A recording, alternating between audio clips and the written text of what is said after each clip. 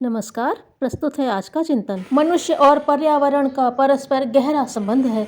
पर्यावरण यदि प्रदूषित हुआ तो व्यक्ति अस्वस्थ होंगे और जन स्वास्थ्य को 100% उपलब्ध कर सकना किसी भी प्रकार संभव न हो सकेगा। इसके विपरीत यदि वह सुरक्षित और संरक्षित रहा तो संपूर्ण स्वस्थता के लिए आकाश पाताल के कुलावे मिलाने की ज़रूरत न पड़ेगी और थोड़े से प्रयास से ही वांछित लक्ष्य को प्राप्त किया जा सकेगा।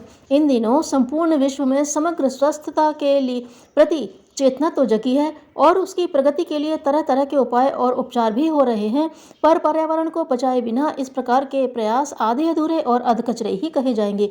शरीर खूब स्वच्छ हो और वस्त्र मैले कुचले बने रहें तो इसे स्वास्थ्य संवर्धन की दिशा में एकांगी प्रयत्न ही कहना पड़ेगा। होना यह चाहिए कि स्वास्थ्य संरक्षण के प्रति जितनी और जिस प्रकार की सतर्कता और तत्परता बरती जा रही है, उससे भी कई गुनी अधिक जागरूकता हवा, पानी, मिट्टी की सुरक्षा के प्रति बरती जाने की आवश्यकता है। तभी हम सही अर्थों में उस स्थिति को उपलब्ध कर सकेंगे जिसे समग्र स्वास्थ्य की संज्ञा दी जा सके। गाय का बच्चा जब तक धीमी गति से नियम कायदे के अनुरूप दूध पीता रहता है, तब तक गाय उसे पेट भर पीने देती है और दुलार से चाटती रहती है, पर जब वह उद्दंडता पर उतरता है और थन काटकर उन्हें लहूलुहान करने लगता है तो माता के तेवर बदलते हैं और वह करारी लात जमाकर दूर धकेल देती है। एक पक्ष का व्यवहार बदलते ही दूसरे पक्ष अपने तौर तरीके देखते देखते बदल लेता है। प्रकृति हमारी माता है, उसी के अजस्र अनुदानों के कारण शरीर के ढांचे से लेकर मानसिक विकास तक के जीवन को समुन्नत बनाने वाली अनेकानेक उपलब्धियां हस्तगत हुई हैं। निर्वाह से लेकर लोक सुविधा के साधनों का भंडार उसी की खदान से हाथ लगा है। जिस पर गर्व किया और अहंकार जताया जाता है, वह समस्त साधन सामग्री प्रकृति का अनुदान भर है। इसे सीमित मात्रा में लिया और भले मानस की तरह सदुपयोग में लाया जाए तो सामान्य क्रम ठीक तरह से चलता रहता है। मनुष्य को भी कुछ कमी नहीं रहती और प्रकृति संतुलन भी बिगड़ता नहीं। अदृश्य जगत में विक्षोभ भी उत्पन्न नहीं होता, पर जब अतिवादी उद्दंडता अपनाई जाती है और एक सोने का अंडा रोज देने वाली मुर्गी का पेट चीरकर देखते देखते स्वर्ण भंडार हथिया लेने की ललक उठती है तो उसका पेट चीरा जाता है और वह भी गंवा बैठा जाता है जो सहज सरलता पूर्वक मिलता चला आता था। यही अनौचित्य इन दिनों प्रकृति के साथ मनुष्य द्वारा अपनाया जा रहा है।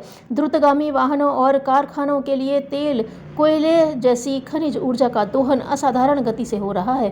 फलतः वायुमंडल में प्रदूषण तो बढ़ता ही है, साथ ही वह संचित भंडार भी चुकता चला जाता है जो भूगर्भ में चिर संचय के रूप में जमा था।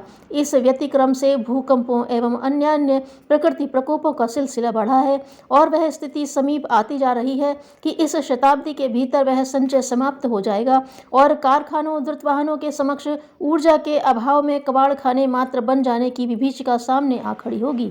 मदिराजन्य उन्माद प्रसिद्ध है। उसकी अति मात्रा लेने पर मनुष्य नालियों में मुंह रगड़ता, अनर्गल वचन बोलता और बावलों जैसी हरकतें करता है।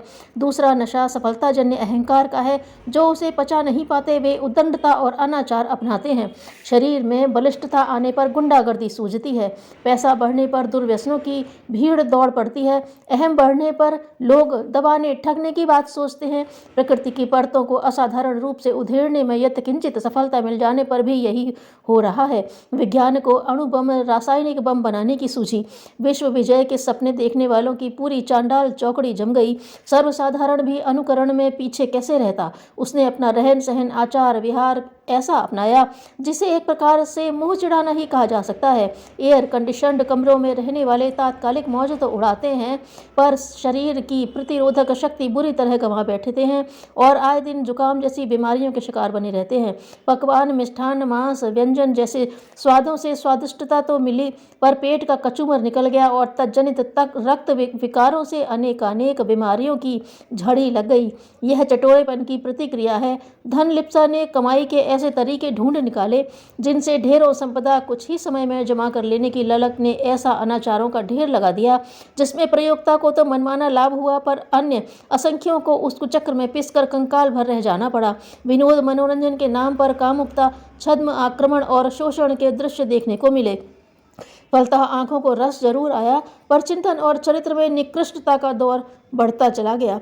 सोचा गया कि नियंता की प्रकृति की कोई व्यवस्था तो है नहीं, फिर संकीर्ण स्वार्थ की पूर्ति के लिए कुछ भी कर गुजरने में क्या हर्ज है। इसी ढीठता के अंतर्गत पेड़ बुरी तरह कटे और प्राणियों को घास पात की तरह उदरस्त कर जाने की प्रथा चल पड़ी। कृत्रिम खाद, कीटनाशक, कृत्रिम प्रजनन आदि से किसी को तात्कालिक लाभ भले ही मिले, पर प्रतिफल रूप में हो रहे पर्यावरण विकृति के दूरगामी परिणाम हानिकारक ही हो सकते हैं, होते हुए देखे भी जा रहे हैं।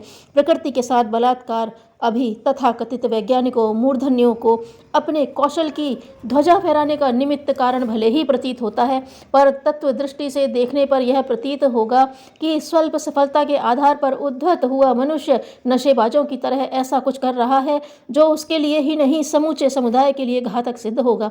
आकाश में उपग्रहों का कबाड़ जमता जा रहा है, वायु में प्रदूषण भर गया है, जल शुद्धता गंवा रहा है, भूमि रेगिस्तान बनती जा रही है। दूसरों के साथ अनाचार बरतने का अभ्यासी अपनों के साथ भी वह दुष्टता बरतने से कोई अंतर नहीं कर पा रहा है।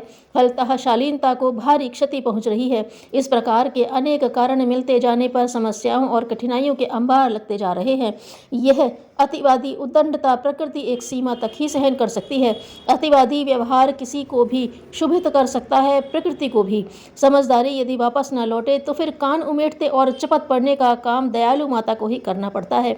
यह अनुभव कराने वाले अनेक घटनाक्रम सामने आ रहे हैं जो बताते हैं कि कहीं कोई बड़ी भूल हो रही है। अवांछनीयता की प्रतिक्रिया ही कई बार इतनी कठोर हो जाती है कि राह बदलने के लिए बाधित करती है। डायबिटीज, ब्लड प्रेशर आदि के रोगी अपनी खुराक पर नियंत्रण करने के लिए मन मार कर बाधित होते हैं। असंयमी साधारण स्थिति में तो किसी के रोके नहीं रुकते, पर जब उसकी प्रतिक्रिया प्राणघातक रोग खड़े कर देती है तो ऑपरेशन का कष्ट सहने से लेकर पैसा पानी की तरह बहाने के लिए बाधित होना पड़ता है। इसे मजबूरी भी कह सकते हैं।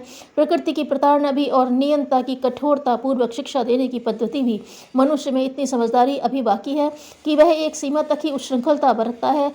जब उसे संकट की भयंकरता सामने प्रत्यक्ष दिख पड़ती है तब वह संभलता और चाल बदलते भी देखा जाता है। इसे समझदारी भी कह सकते हैं और विवशता भी। मस्ती में दौड़ने वालों के मार्ग में जब कोई बड़ा खड्ड आ जाता है तब वे बचने की बात सोचते हैं। सर्प या सिंह का आभास मिलते ही अति उत्साही भी वापस लौट पड़ते हैं।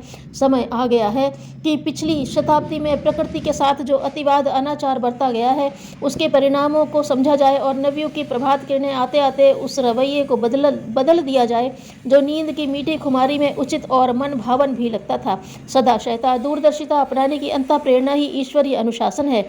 उसी को प्रकृति के नियंत्रण और संतुलन भी कहा जा सकता है। अध्यात्मवेत्ताओं का कहना है कि अब इसी सुधार परिष्कार का दौर चलेगा। शालीनता की रीति नीति अपनाए जाने का परिवर्तन एकाकी देखने वालों द्वारा महान परिवर्तन जैसा कहा जाएगा और अध्यात्म की भाषा में उसे सतयुग की वापसी नाम दिया जाएगा। इसकी उपयुक्त बेला अब सन्निकट है, यह समझना चाहिए। उठो, जागो, रुको मत जब तक कि लक्ष्य न प्राप्त हो जाए। धन्यवाद।